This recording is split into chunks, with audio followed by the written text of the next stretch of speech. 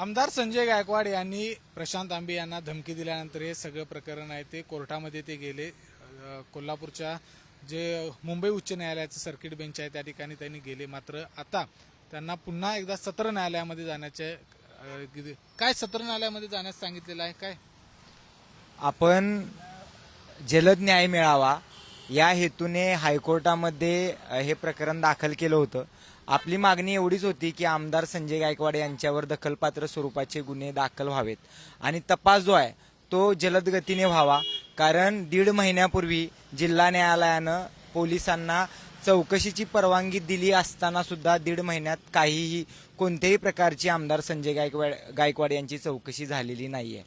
पण हायकोर्टानं आम्हाला जिल्हा न्यायालयामध्ये जाण्याचा सल्ला दिलेला आहे। फक्त आमदार संजय गायकवाड यांनी धमकी दिली असा एवढा छोटा हा विषय नाही आहे। त्यानंतर सुद्धा त्यांच्या समर्थकांचे अनेक वेळा मला फोन आलेले आहेत, अनेक सोशल मीडियाच्या माध्यमातून सुद्धा ते धमक्या देतात।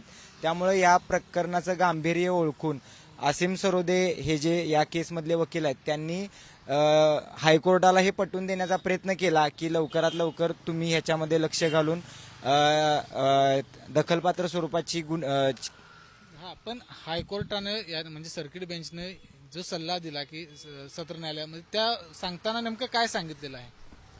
त्यांनी हे सांगितलेलं आहे की तुम्ही अगोदर जिल्हा न्यायालयात जावा आणि नंतर मग तिथं जर न्याय नाही मिळाला तर तुम्ही हायकोर्टात या।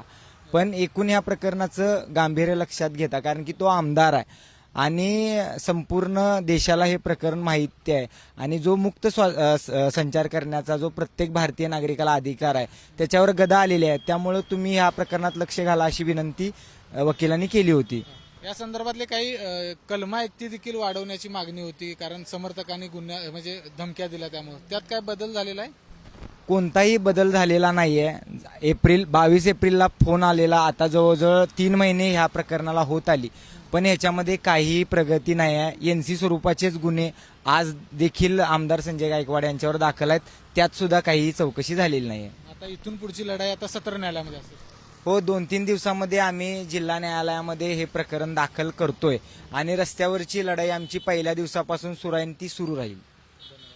तर आपण बघितलं की प्रशांत आंबे यांना जे धमकी दिली होती संजय गायकवाड यांनी, त्या संदर्भात ते सर्किट बेंचमध्ये गेले होते मुंबई उच्च न्यायालयाच्या। मात्र त्यांनी सांगितलेलं आहे की हे प्रकरण पहिल्यांदा जिल्हा न्यायालयामध्ये जा, तिथं जर दाद मिळाली नाही तर मग उच्च न्यायालयामध्ये या। त्यामुळे आता ही लढाई आहे ती जिल्हा न्यायालयामध्ये लढली जाईल अशा पद्धतीचं मत देखील या ठिकाणी प्रशांत आंबे यांनी व्यक्त केले।